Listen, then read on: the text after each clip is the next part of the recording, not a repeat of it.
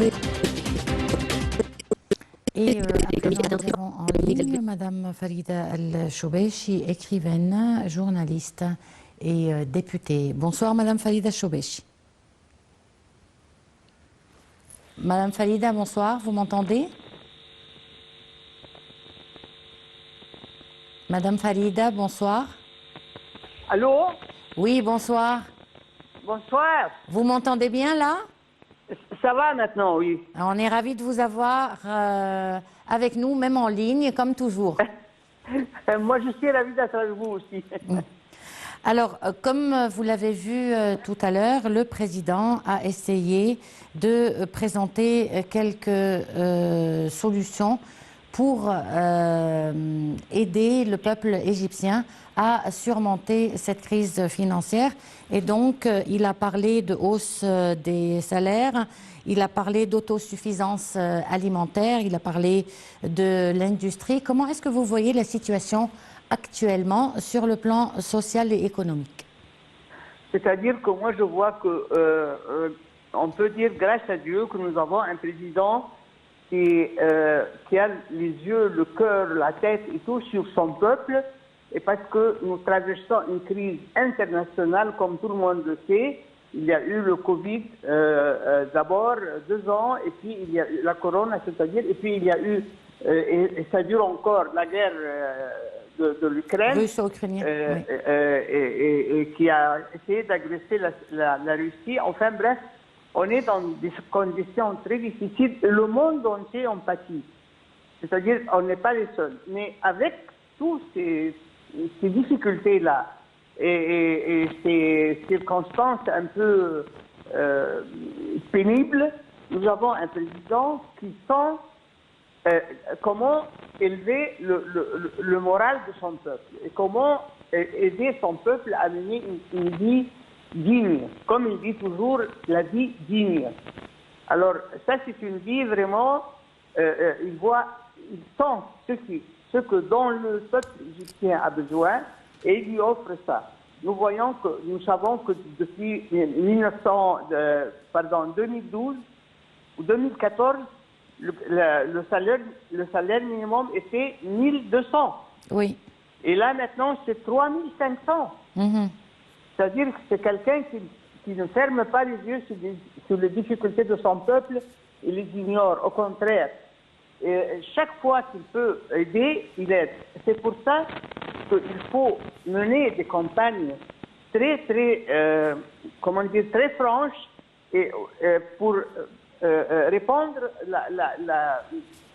la notion de si le président aide tellement le peuple, il faut que le peuple aussi l'aide dans tous les domaines possibles.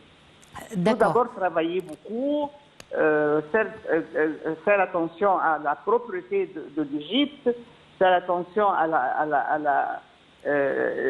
l'eau du Nil. Vous savez qu'on jetait plein de déchets, d'ordures, etc. Oui. Alors là, maintenant, il faut sentir la responsabilité d'avoir un commandant comme ce monsieur-là, qui nous a... Moi, je trouve que c'est un cadeau du ciel, en ce qui me concerne, parce que moi, je suis trop vieille et j'ai vu j'ai vécu beaucoup de péripéties en Égypte, et je vois que là, maintenant, c'est une occasion qu'on n'avait pas espéré à tout ça. Et heureusement que le peuple le sent, et vous voyez, par exemple, tous les journaux aujourd'hui avaient pour manchette principale, le titre principal, c'était la hausse des salaires et les comment dire, les retraites.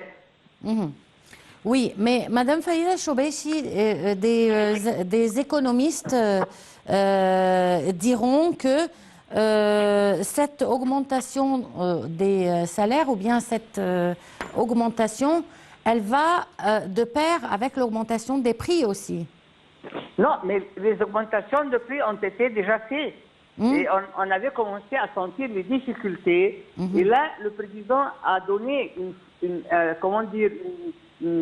c'est un cadeau de donner au peuple ce qui peut les aider à subvenir à leurs besoins. Parce que là, c'est pas possible. C'est Non, pas mais possible la hausse des prix. Alors, il fallait attendre, laisser la hausse des prix telle qu'elle était comme ça et ne pas aider le peuple, et ne pas aider les gens qui sont sans revenus du tout et que le président a pensé aussi à eux. Bon, Madame Faïd El-Chobeichi, cette augmentation, elle arrive à un moment où l'État égyptien a beaucoup de problèmes financiers.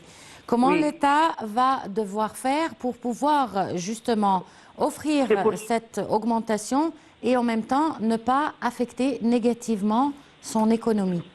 C'est pour ça que je vous dis que le peuple doit être conscient que maintenant, il est temps qu'il travaille et qu'il travaille très fort et qu'il travaille avec beaucoup de conscience et qu'il travaille avec beaucoup d'enthousiasme, beaucoup de comment dire, de confiance.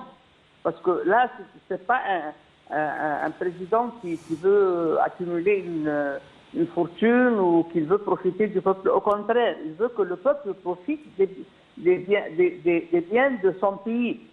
C'est-à-dire, vous voyez maintenant ce qui a été fait au Sinaï, par exemple. Oui. Le Sinaï, c'est un trésor. Et là, il a eu un contact très humain avec le peuple de la population du Sinaï.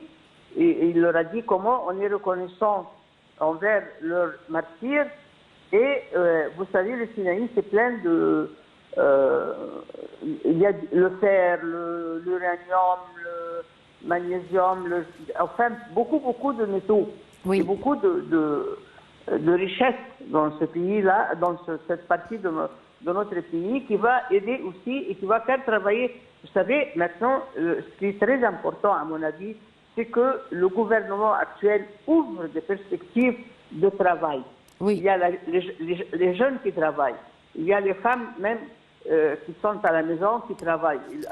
On leur fait des petits projets ou bien de la couture, n'importe quoi, mais il faut travailler. Il ne faut pas dormir et croiser les bras et dire oui, mais nous, si Dieu veut que nous ayons notre nourriture, on l'aura. C'est pas vrai. Le bon Dieu a dit qu'il fallait travailler. Oui, bien sûr. Il y a un verset du Coran qui dit qu'il faut travailler et sera témoin de votre travail, le bon Dieu, ses prophètes et tout le monde.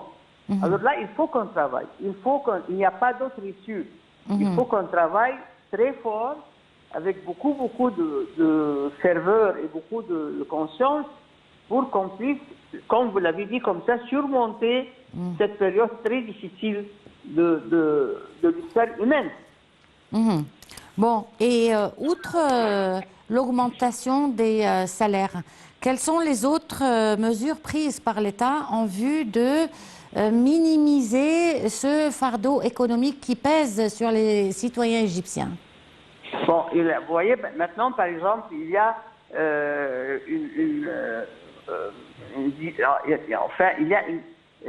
une direction maintenant du président d'augmenter les terres cultivables. Et comme ça, on aura moins d'importations avec le dollar de l'étranger et on aura des économies, on fera des économies.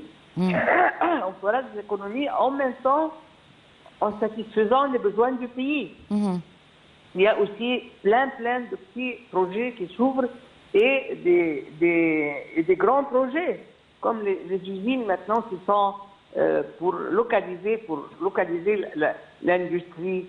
C'est-à-dire qu'il y a les efforts se font à tous les niveaux pour que l'Égypte se satisfasse, qu'il n'ait pas besoin qu'elle n'ait pas besoin de quelqu'un pour se nourrir. Il faut l'autosatisfaction du pays. Ça, je pense que c'est un point fort que le président veut assurer. Et on se dirige vers le réveil de l'Égypte. Moi, je dis que l'Égypte va restaurer sa place dans le monde et son rôle. Parce que là, vraiment, on était presque, je ne sais pas, on était au bord du désastre. Il y avait personne qui travaillait, il y avait des usines que les gens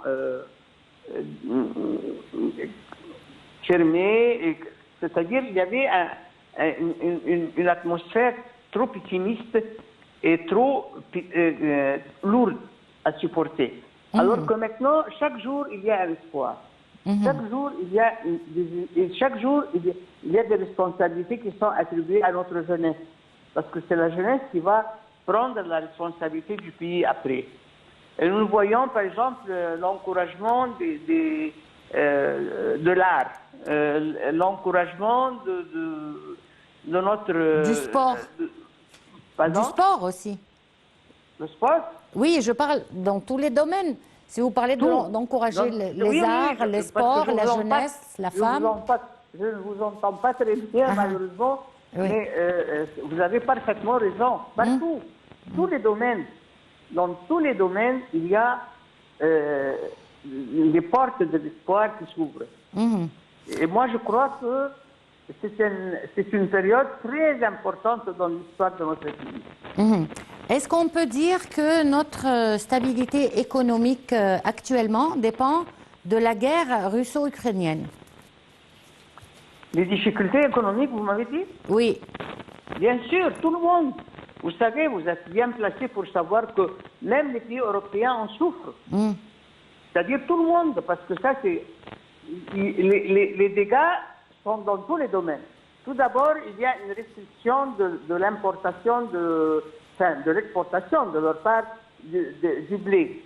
Il y a aussi les difficultés des voyages et des transports. Il y a aussi les malheurs d'une guerre qui ne finit pas. Et ça fait un an maintenant, il n'y a pas un jour qui se passe sans des victimes. Et ça, c'est très triste.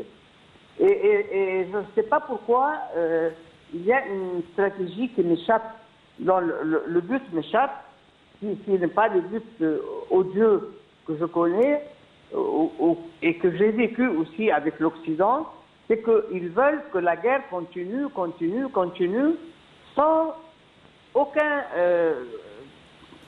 regard pour ceux qui en souffrent. Et pourquoi? Je crois que là, nous avons échappé. Oui, mais à votre avis, pourquoi? Pour quelle raison? Le quoi? Pour quelle raison? Qu'ils veulent que la guerre continue. Parce que c'est des armes et parce qu'ils ils affaiblissent la Russie et parce que les Américains veulent être tout le temps, à mon avis, ça c'est mon avis à moi, ils veulent être tout le temps les maîtres du monde. Vous voyez, ça c'est depuis très longtemps. Et d'ailleurs, ils ne sont jamais intervenus dans une affaire sans qu'elle se transforme en catastrophe. Nous avons vu en 2003, quand ils ont voulu instaurer la démocratie en Irak, ce qu'ils ont fait en Irak. En Syrie, nous voyons ce qui est arrivé. En Libye, nous voyons ce qui... C'est-à-dire, il faut construire, il faut essayer de bâtir, il faut essayer de restaurer, pas de détruire, de faire des... Il y a des guerres, un an maintenant, il n'y a pas un jour qui se passe sans victime des morts, des morts, des blessés, des émigrés, c'est vrai ou non? Bien sûr. On n'a pas vu une seule intervention. Moi, par exemple, maintenant, je suis très choquée en tant que personne égyptienne et que la Palestine fait partie de mon passé, de mon avenir, de mon tout. Et je vois que l'Occident est très, très préoccupé par ce qui se passe en Ukraine. Et ils veulent que l'Ukraine vainque la Russie. Et en même temps, ils ne disent pas un seul mot sur ce qu'Israël fait en Palestine. C'est incroyable. Bien sûr. Et moi, je crois qu'il faut que quelqu'un leur fasse comprendre, par exemple, les médias et tout ça, que ça fait disparaître leur crédit partout. On ne peut plus les croire. On ne peut plus croire que des gens qui ne voient que les droits humains sont en Ukraine et ils ne sont pas en Palestine, ça c'est inacceptable. Et à votre avis, cette situation... Oui. À mon avis, quoi? Oui, alors, à votre avis, cette situation économique assez difficile pour l'Égypte, elle va durer encore pendant combien de temps? Tant que cette guerre dure. Je Donc, crois qu'il faut que tout le monde, vous savez, le président Assisi a dit qu'il faut essayer de résoudre ce problème sans guerre, avec par des négociations. Et je crois qu'il y aura beaucoup d'autres leaders raisonnables qui vont raisonner aussi les gens qui aident à cette guerre-là qui continue à nous faire souffrir. Faire souffrir tout le monde d'ailleurs. Madame Farida Choubechi, je vous remercie beaucoup pour cette intervention. C'est un plaisir comme toujours. Une petite pause et on se retrouve tout de suite après.